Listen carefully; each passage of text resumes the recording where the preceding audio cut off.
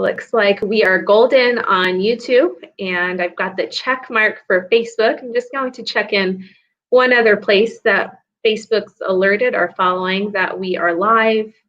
You know, transportation's been a huge topic of ours for years now, but especially over the last few weeks, we've had a lot of inquiries and questions. So excited to get this kicked off.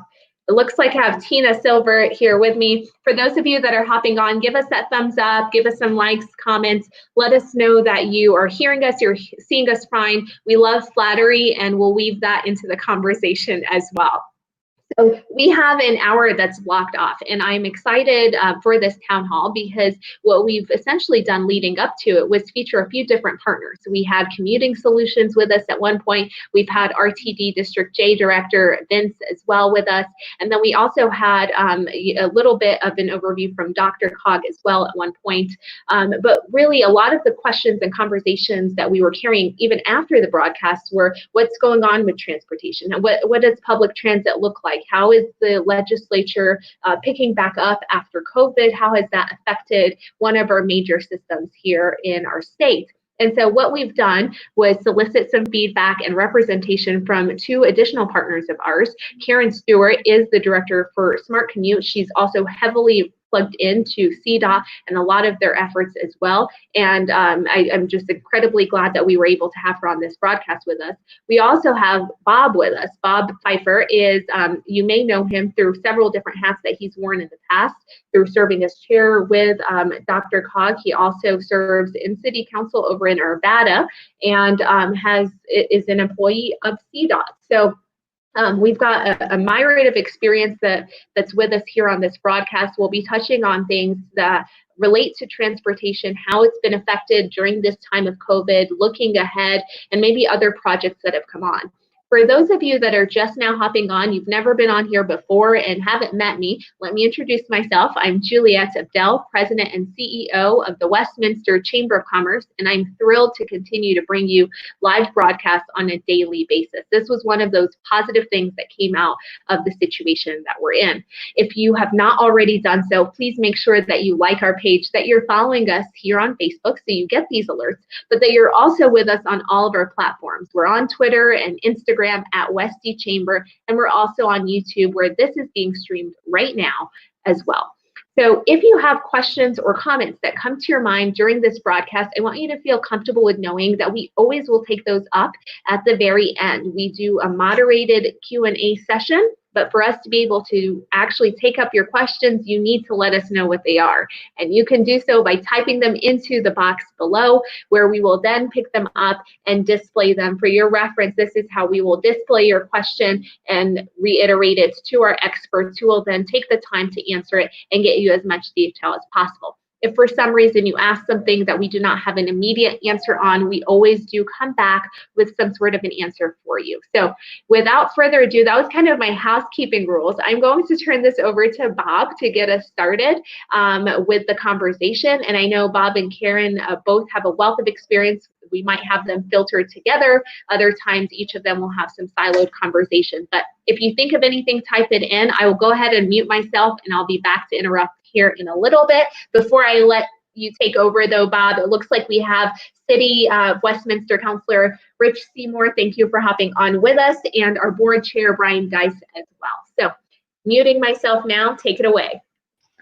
Yeah, thank you for having me, Juliette, and thank you for everything you do to keep our business communities moving forward during this time. I know it's a challenge, and I work with a lot of chambers. So again, thank you, and thank you to your board.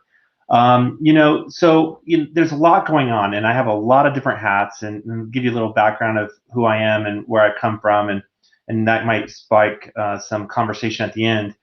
But I've been a city council member for the city of Arvada for 9 years. I'm on my third and final term.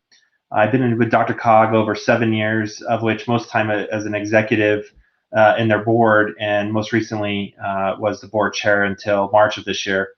And lastly, I stepped out of the private sector because I believed in the mission of CDOT, and I spent 25 years in telecommunications and IT work, and led a large organization in Philadelphia. And when this opportunity came for CDOT to run their technology arm, I took it. I took the pay cut. My wife let me, and we adjusted our budgets, and I am so happy that I'm even more a public servant than just an elected official. And so I think the depth and breadth of what we'll talk about today is kind of like how things have changed, what has changed. And I'll start first off with my day job of CDOT. The COVID situation completely put CDOT in a whole different world. We're a very civic engineering organization who is hands-on and in front of folks and doing things all the time, to quickly switching to over a third of our organization being remote. That is very different for an organization that is all about building things. What we learned through that effort was how reliable or reliant we were on technology to continue to operate the highway system and the safety of the highways. So what we've done at CDOT, we've like my team, I run the Intelligent Transportation Systems branch. That team has been about a third to half has been remote now, and that's unusual because we've always been in the office. But what is interesting now is how do we work smarter, better, quicker, more efficiently? And it's brought its challenges, but it's also brought some highlights to what we can do more efficiently. I have found that my team has been more productive. I found that my team is more innovative. The tensions are lower, which is nice, and I think we're moving in the right direction. But what I will tell you in the CDOT world, what we've also noticed how important technology is into operating our highways. We have now looked at expanding our network where we can start monitoring the network remotely, but we've been doing that for a while. But what we're starting to test now is how do we use machine learning and edge computing to make decisions on the operations and safety of our highway without too much human involvement. So you have to think of where we are today, where everything's remote and telecommuting right now, but we have to look at how do we get more things done through machines, and it's going that way, artificial intelligence and so forth. So right now we are working with like Avalanche, where we can detect avalanches on that might hit the highway and warn travelers that an avalanche is occurring, and we can warn our travelers. Those are things where we don't necessarily need humans to detect and then try to respond in a very short window. We want to start using innovation and technology to do those detections. So what this whole COVID-19 has done is I think it's kind of highlighted the importance and the reliance on even what we're doing right now. We're on YouTube. We're using video conferencing. We are remote. We can't be together today to talk about this. So you have to reinvent yourself, and that's what it's done for CDOT is how do we reinvent some of the things we do and how we do it. Moving over into my DRCOG world, DRCOG has done so much. In fact, they heard that I was going to be on here, and they already sent me a list of things to talk about because DRCOG always wants to talk about their regionalism and everything they do. One of the things that I'm proud of, and you're learning, I'm more of a techie. DRCOG, through the smart mobility and the blueprint plans that were put forward, was we were to create an advanced mobility group called AMP. And the idea is when we talk about regionalism, we try to bring all of our partners together to figure out ways that we can innovate our transportation network. Because once somebody comes through our network or through the highways or through the roads or arterials, they don't know the difference between Arvada, CDOT, Westminster. It's all one highway system or one roadway system. So some of the things we need to learn as a region is how do we collaborate and how do we ensure that there's seamless integration, because the best technology in the world is invisible. The minute the technology goes down, we all panic. The phone is not working, and we all start worrying about it. But when it's working, we don't even know it's there. And so that even can apply to our roadway system. So there's been a lot of discussions within DRCOG, and we've started aggregating and pulling together all of our stakeholders to discuss how do we integrate that better. So when you're driving down Wadsworth is a good example, or Sheridan or Federal, because I know Mayor Atchison will probably say something about one of those roads. If we can just make sure that you're not always stopping at every light, right? How do we make sure that the lights are working together and more efficiently? A pilot we're working on in southern part of Denver is adaptive signals.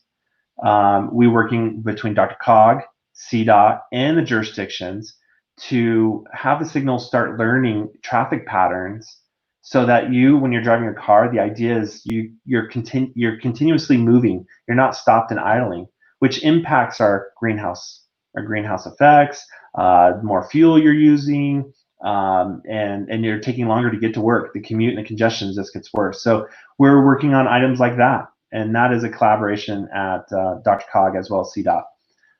When you get to things like the city ourselves, our city within Arvada has, around transportation, I think we're at this mode where we're kind of learning and looking at what other cities are doing. There's some great things that municipalities are doing to improve transportation, and I'm sure Karen will weigh in at all different levels of that.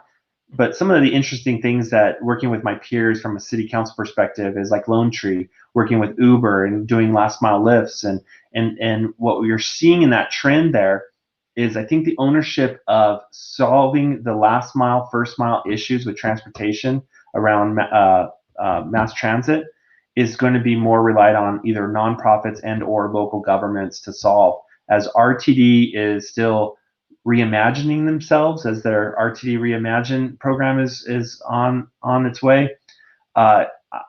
There's been discussions around, should RTD focus a little bit more on their core business and the core lines, and maybe look towards local municipalities doing the first and last mile to make the system more efficient. But those are discussions that are happening in some of their efforts today. So I know I rambled a whole bunch of different layers and levels, but there's a lot going on in the region right now, and I'm proud to be part of it. And I will definitely say that DRCOG has taken a leadership role, and even during this time being remote, it's interesting to have a Zoom call with 58 elected officials on one call. And thank goodness I'm not the chair right now, because those are probably the hardest meetings to try to organize and take control over. So I'll pause there and see if there's been any questions so far.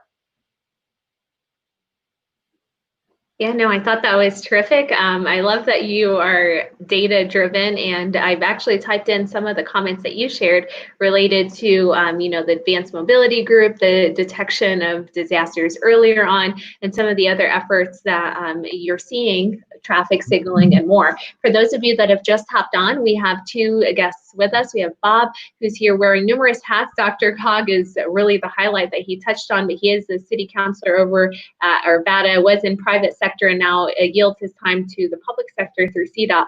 We also have with us Karen Stewart. Karen is going to be touching a lot more in depth. I know she has a lot of content to share with us, so I do want to transition over to her. Before I do, just want to quickly give a shout out to our past board chair, Brian Head. Thanks for hopping on with us.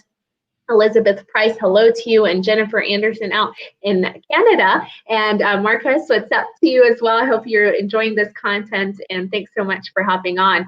Karen, I will go ahead and mute myself and give you ample time to go in detail on a variety of topics that you have on your radar. For those of you that have just hopped on, if you think of any questions or comments, type them in. We love kudos and shout outs, and taking up any relevant educational questions that we can answer to you as well.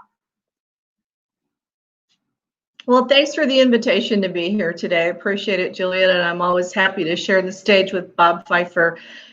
For those of you who don't know me, I am a 3-time former mayor of the city and county of Broomfield.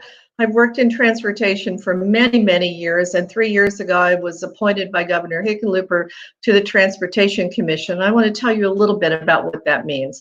The Transportation Commission is an 11-member governing body of CDOT.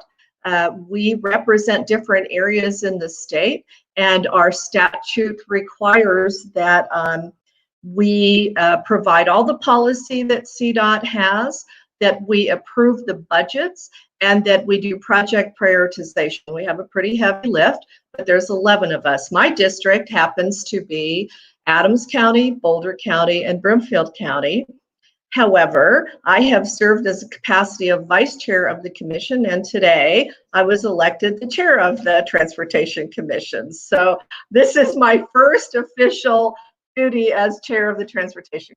Oh, I love it. I planned it out, Karen. This was totally Congratulations.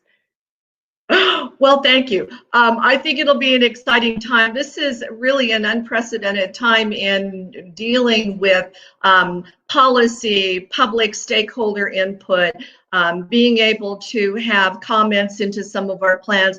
Everything's done remotely or by computer now, so we've been on a big learning streak. So I wanted to tell you about that, and then I want to tell you a little bit about our statewide planning process. And the budget shortfall implications that we have due to COVID and the ongoing problems that COVID is going to give us. So statewide budget has said that they project a revenue shortfall over the next 4 years of almost $7 billion. And you can imagine that that really affects the amount of money that CDOT gets to do their job. A significant share of Colorado's transportation program is really at risk, because not only is it the state money that is going to be shortfall to us, state gas tax is expected to fall over the next several years, steepest gas tax fall this year, and then it could be up to $50 million a year is what we're hearing. We have managed lanes that bring money in, the toll lanes bring money into the state of Colorado, the transportation, and we use that money to help build some of the other projects that we need to build. And managed lanes use has drastically decreased. We'll see if there's going to be an uptake on that or not. And then the state general fund generally gives us quite a bit of money. We probably are losing about $200 million a year now in the state general fund money. We've been approved for the 267 money, which was an infusion of money this year. Year 3 and 4, the next 2 years aren't guaranteed, so we have concerns about that as well. Some of our large-scale dollar cuts really mean that maintenance and operation expenses, which are largely fixed, those can't be touched, because those are the kinds of things like snow removal, ice removal, avalanche. Bob talked about avalanche control, rockfall control, those kinds of things. Many of our CDOT investments are mandated by state and federal laws, and so we can't touch those. And so then many of our cuts are actually going to be project cuts. And we have a number of construction projects that are underway. We're not going to, they're already encumbered. They already have contractors going with them, so we're not going to touch those. What we're really going to look at is the projects in our statewide plan. That's a 10-year planning document. And so the commission has talked about, you know, how do we make those cuts? And we've agreed that we're committed to the transportation plan. It's a 10-year plan with projects in a prioritization. And those projects will stay on the plan. We're not removing projects. We're not adding projects. But what it might mean is it might delay those projects. And instead of a 10-year plan, we may take 15 or 20 years to do some of those projects. That's really worrisome. We've also agreed to honor awarded projects or any that has a notice to proceed.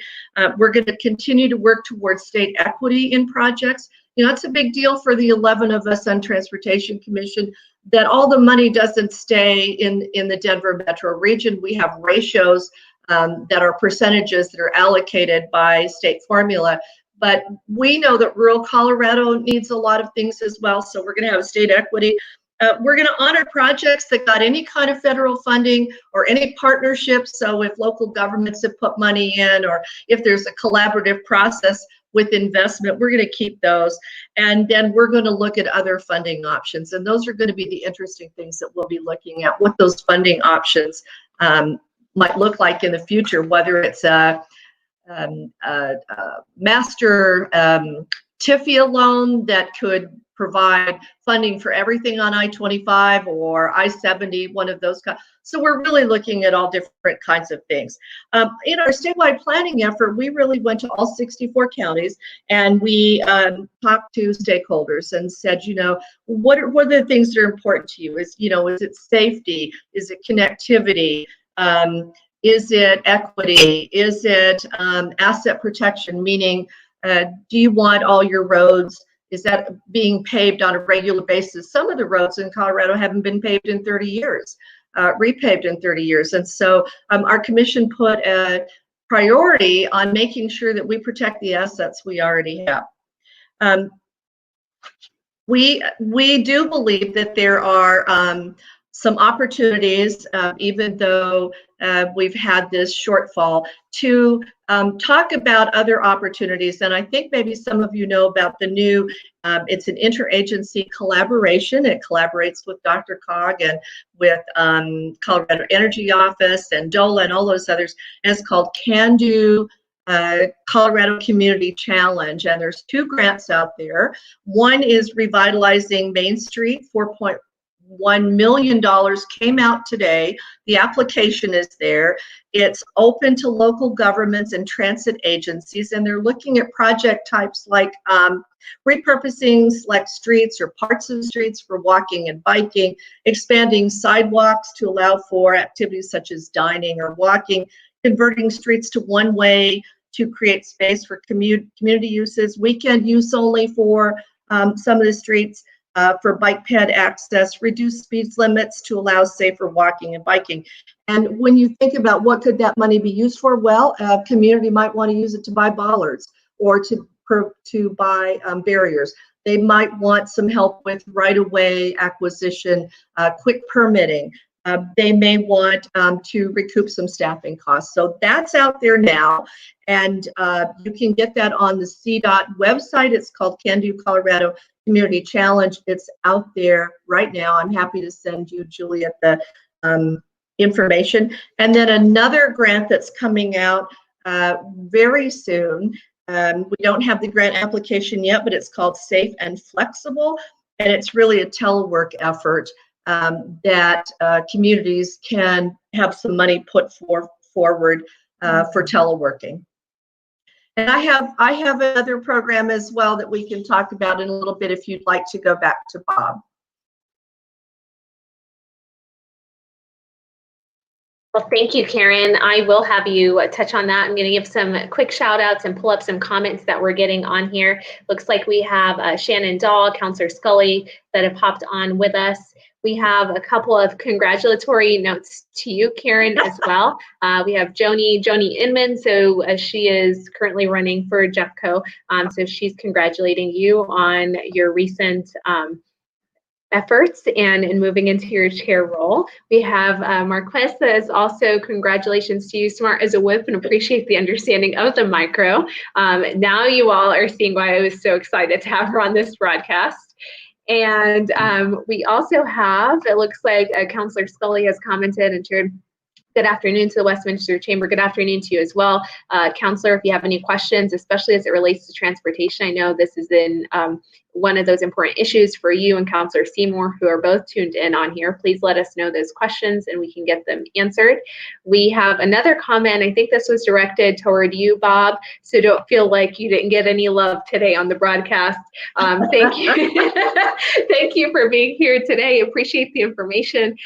Counselor Pfeiffer is a brave guy, talking trash and transportation in the same week. Yes, I know that has that's been an issue in your community that was taken up for your council, and I believe you guys stayed until well into the AM hours discussing that. So, yep, Brian had to go there. It was a long night, but it was, yeah. It was well, it's always a hot button topic for sure. So yeah. Karen, I know you've got some more information that's on your radar that you're willing to share with us. I'll just have you kind of go through this. And Bob, if you think of something as well that you want us to reference, please feel free to ignite and spark that conversation.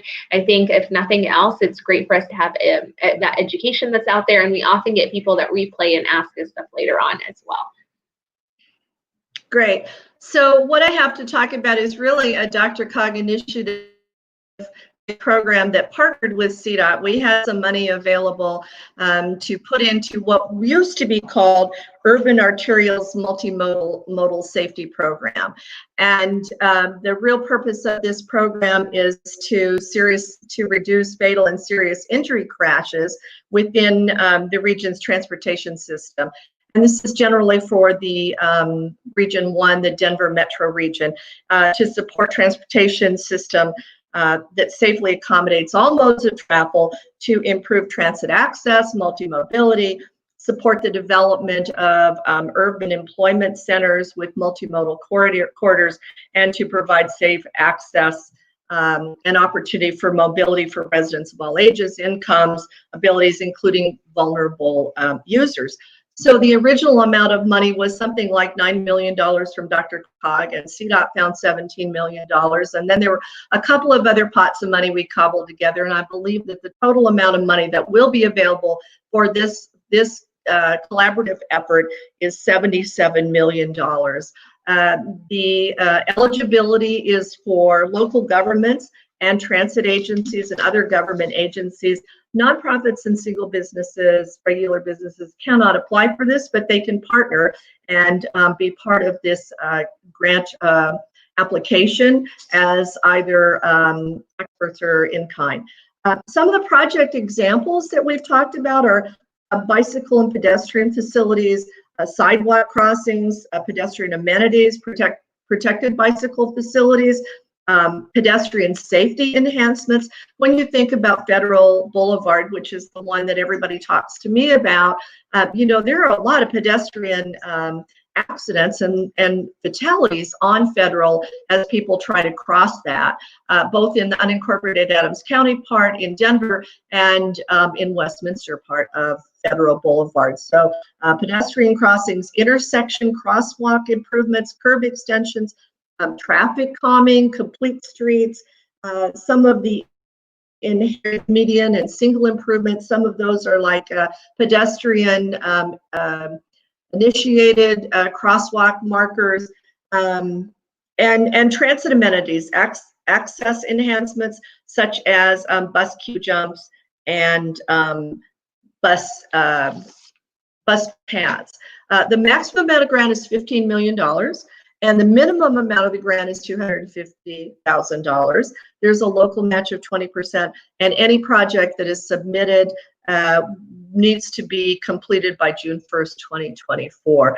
This is a huge boon, I think, to safety. And CDOT has always had safety at the topmost tier of what's important to transportation in Colorado. We always say safety is job one, and we always look at how we expend money that relates to safety improvements. And this collaboration with DRCOG has really come a long way. We're very excited for this program to be underway, and you can get more information from DRCOG. The project has changed the name. It is now called Safer Main Streets Initiative. Thank you. So this is incredibly new. It's a newer effort that's been launched in partnership with DRCOG and with CDOT. Have you had very many municipalities already start applying for this, or how has that, what has that looked like as it has unfolded and opened up? Sure. So it's just unfolding now, but I can tell you that the municipalities involved in DRCOG have had their eye on this urban arterials program, as it was formerly called, and watched it develop. And so I'm assuming that once that application hits the streets, that there will be many municipalities that will be looking to put in projects, probably from the smallest amount to the largest amount, depending on where those projects are. And collaborative projects too, as Bob was saying earlier, many of the projects that we deal with in transportation don't live in one community. They cross many communities. And if you're in unincorporated Adams and then you go into Westminster and then you go into Denver and you're on Federal Boulevard, that whole corridor is multi-jurisdictional, and people don't realize when they move out, when they drive out of Westminster and into unincorporated Adams and then into Denver, that they're crossing any kind of boundary. So I think there'll be quite a few areas within the DRCOG region that can do a collaborative effort to do something of substance that might change safety and help us do a better job. Yeah, let me tag on with that, actually, because you kind of highlight some of our efforts when we hand out money from DRCOG on transportation. So we have a transportation improvement program called a TIP, And if you're not following how funding works around transportation too closely, or how it's allocated out, DRCOG in the last TIP process has taken a new approach of taking the pot of money and bringing it down to the sub-regions, which are county line based. So Adams County would get so much money, Jefferson County would so much, Broomfield. When that was all broken down, when we talk about safety, we pushed that money down from DRCOG's level to allow local municipalities and counties to decide what's important to their area versus doing it at a 7-county holistic view. And when that happened, in particular for Westminster, we actually allocated $4 million to the Sheridan Underpass project over there to the new downtown area. Mm-hmm. That is not only just around safety and pedestrian safety, as you know, that's a very interesting and dynamic intersection. That was to improve pedestrian safety to get across Sheridan, but also to promote multimodal and to promote last mile connections both to the station as well as to the new downtown, which is great. And having that multifaceted kind of project all triggered around safety and last mile, that will now improve the whole downtown of Westminster. And so, those are kind of how that golden thread kind of goes all the way down. When she talks about safety, you can actually spur a lot of other conversations off of that help both the economy and the community. And this is just going to enhance that placemaking that Westminster is looking for, which is great. Absolutely. Yeah, and I couldn't agree more. You guys parlayed into that perfectly. As every community is touched by this, and it's not just one city specific. But it's interesting when you go from one road to the next, or when you even cross over one stoplight to the next, how that's still affected. And I appreciate you guys investing into our downtown. I am a resident of our new up and coming urban center, so I know I personally value that as well. Thank you to Daniel Cole and Lily for hopping on with us. We also have a comment from Lily. I know she's promoting the census, 2020 census. If you haven't done it, I'm sure a lot of you have seen that information. We've got a couple of questions, so this is exciting. I'm going to try and display them, then I'll paraphrase them a little bit because they're a little longer, and give us a chance for both of our experts to kind of think through how they want to answer and approach this. So this one comes to us from Marquez, and he says, can you be out of state and support matches or partner with local governments as an out of state business? And is it at all possible to do private placement R&D efforts through the use of the grant funding? So to do a bond through those private placements. And I think this really references earlier on, Karen, I know you touched on a myriad of things through that 10-year plan. One of those was that most recent grant that's getting unfolded for our local municipalities to apply to, where the max was 15 million, minimum was, over 200,000 that was there. I know one of the comments that you had made was, as a local business, the opportunity to potentially partner, not necessarily apply for those grants in specific. So I believe this is where Marquez had kind of heard that and was like, let me go ahead and ask this. If you'd like to take a stab at this, and then Bob, if you have a follow-up to that, love to hear your feedback as well. Sure. So I'm happy to take a stab at it. I don't know the answer to that. This grant has just been put together, but I would assume that there's an opportunity for any companies that do business within Colorado, even if they have headquarters out of state. So, we often have programs that have Lyft or Uber or other transit agencies that have headquarters outside of the state of Colorado who put together a grant collaborative effort. And I think that might be the same here. Don't know, this is brand new and the information just came out today. The way to find out that information is to go on to CDOT's website and look for Can Do Colorado, and then there should be a connection there. Or if you're looking at this other, the Safer Main Streets Initiative, to go onto the DRCOG website and be connected to Safer Main Streets Initiative and ask that question there.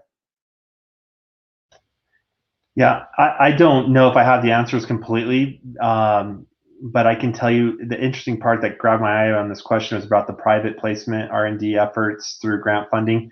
That's an interesting discussion. I don't know the answer, but CDOT, I could tell you, has done a lot of public-private partnerships, and a lot of those partnerships, the headquarters are not necessarily based here, but as long as they're registered with the state Secretary of State, more than likely there's some sort of relationship that can be leveraged.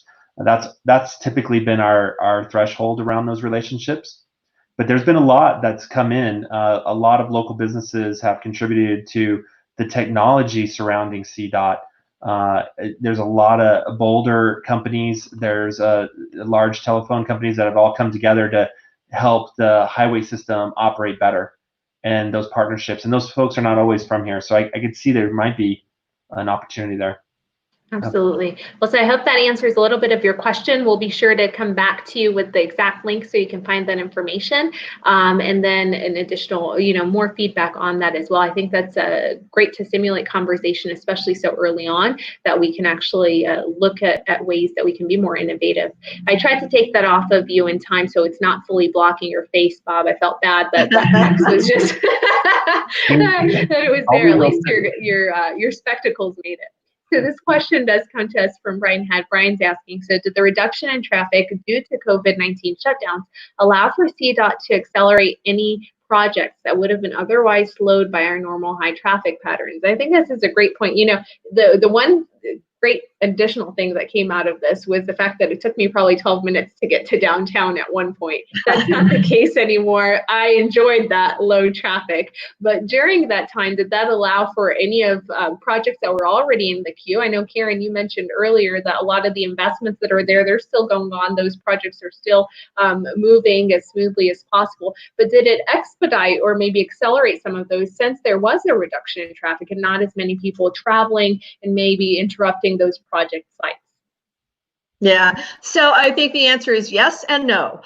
Yes, for some of the very large projects like the GAP project down south, or the North I-25 project up in Loveland and Fort Collins. It's so much easier to move traffic throughput when there's not as much traffic, when the congestion is there.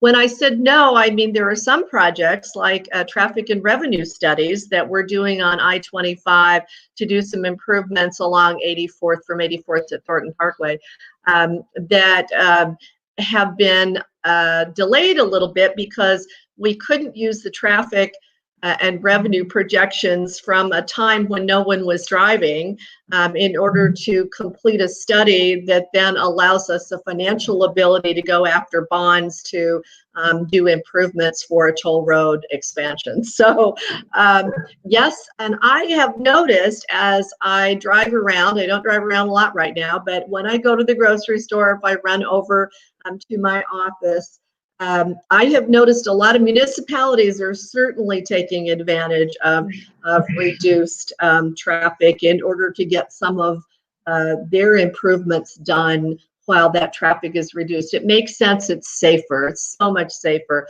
and it accelerates the project as well. Excellent. Yeah, I'd like to add, absolutely has. I mean, we've taken advantage of things that we're doing night work. I'm talking both for CDOT and at the City of Arvada. We're widening Ralston Road in through our Old Town area. We were able to do 7 days, 24 hours construction on Ralston Road.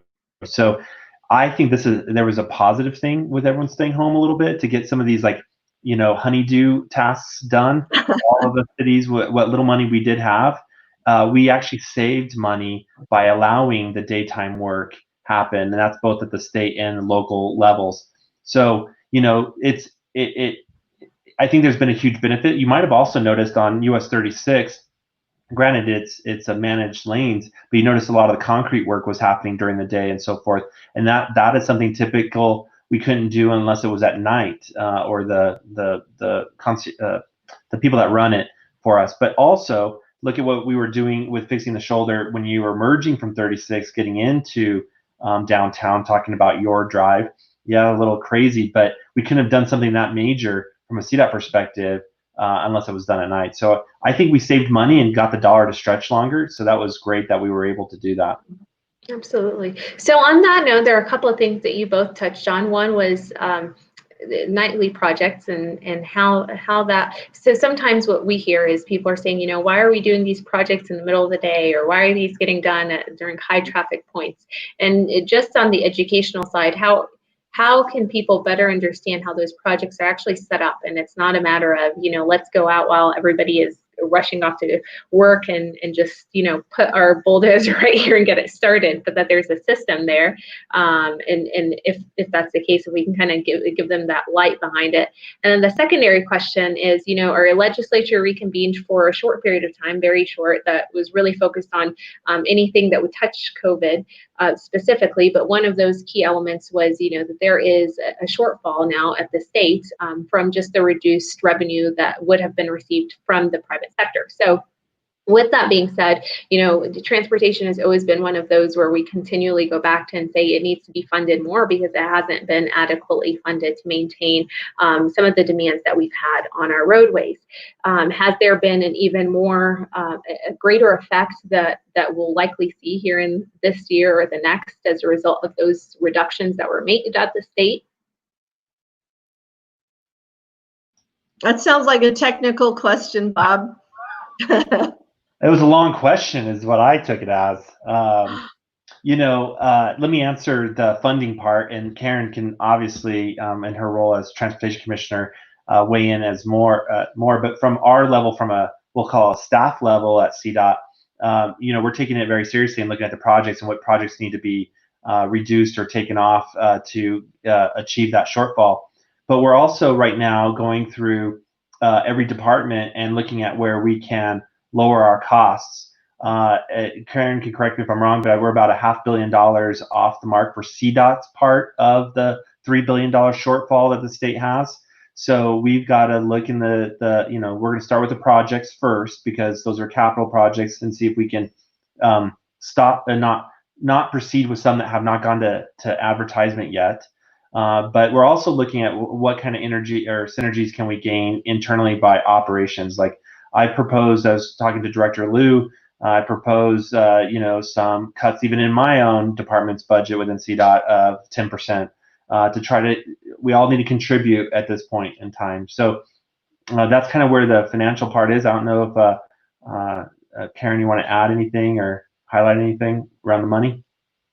Yeah, I think you hit the nail on the head. And one of the things at the commission that we've talked about is that we don't want to delay anything that will cost us more to do. So what we look at is value engineering to see which of the projects that are ongoing can have some delays, which piece of those can be delayed until the next funding cycle. Many of our projects are multi-year projects. So you get started in 1 year and it's 4 or 5 years later before a large project is completed. And we plug monies into those every year. We have to balance the budget every year, so we can't obligate that money for 5 years out, but we have anticipated that we will continue to fund the projects that we've already approved.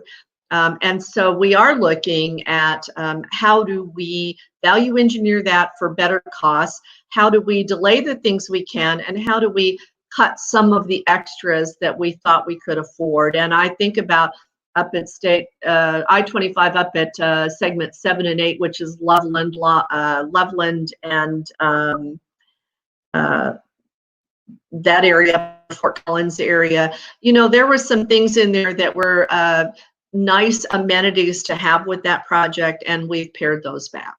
And what we hope is, as those projects continue to move forward, if we have a better infusion of money in the future, we can add those back in. So yes, we are looking at making some significant cuts. Some of the things we really hoped we'd be able to do, this 10-year plan that have projects all over the state of Colorado, we're not dropping anything off, but we may be delaying some of that. And a lot of our projects in this north area in Westminster and Thornton and Broomfield area are on years 5, 6, 7, 8, 9 of the 10-year plan, and unfortunately those are going to probably be delayed beyond that. Oh. Well, thank you. It's never a good thing to talk on funding, really, or to touch on on something that's always been a challenge, especially previous to the situation that we've been in the last several months. But I think if any of our viewers have gleaned, there is a system for what's going on, and there has been a 10-year plan that's in place. For those of you that are hopping on later in this broadcast and haven't had a chance to hear Bob or Karen's overview, both of them gave some elaborate discussion on what's going on in the realm of transportation, from CDOT to the Transportation Commission to DRCOG and various other projects that are going on. I just wanted to quickly shout out to Chandra and Vince. Thank you also for tuning in since the start. I had missed you guys earlier, so I just wanted to say hello.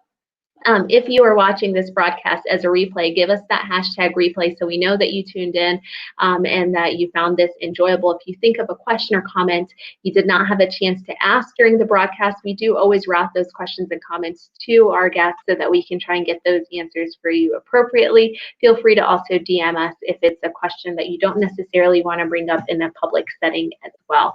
I had promised you all only an hour, and we're actually at about 50 minutes of being close to live. So before I let you all go, and I always love adhering to my time period, and can I ask for the best ways that people can either reach you or your respective organizations? And I will start with you, Bob. And again, if you can just share it real slowly for me so I can type it in.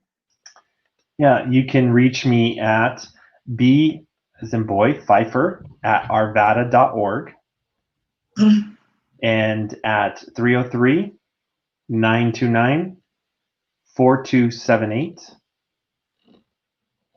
Or you can reach me on any of the social medias. You'll find me fairly easy on those. So thank you very much, Juliet, for having us.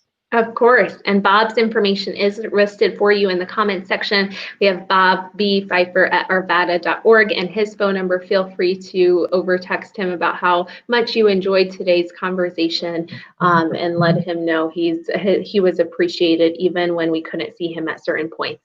And Karen, if folks want to be able to reach you, what is the best way that they can do so? Sure. Commissioner.Stuart, S-T-U-A-R-T, at state.co.us. And then a phone number would be 303-263-3079. You had to give me a long one.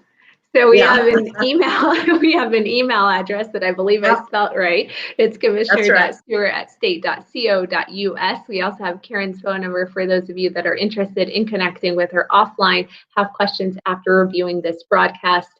Our Counselor Seymour, says this is an excellent discussion. Thank you. I'm sure we'll see some proposal come from the City of Westminster for some of these projects for sure. And we're just happy to see kind of the progress in that as well. So I will go ahead and end the broadcast at this. We will be back here at 11 a.m. With Front Range Community College. So as you all are aware, FRCC and several other higher education campuses, once COVID unfolded, immediately shut their student campuses and allowed for students to be operating virtually. So we want to hear from their president, Andy Dorsey, and also their VP, Kathy Pellish, both of whom will be with us on the live broadcast right here at 11 a.m. tomorrow morning. They'll be sharing what's unfolded for FRCC, how they've adapted, the future ahead, and take up any questions as well. So for those of you that are interested in higher ed and how Front Range has been affected by COVID, we'll hope to see you tomorrow at 11 a.m. And for those of you that spent your afternoon with us for about an hour, man, wasn't it an enjoyable hour though? I mean, these two really made transportation be as engaging and as lively as possible. So thank you again to Karen and to Bob, and thank you to everybody that was able to tune in with us today. Have a wonderful afternoon.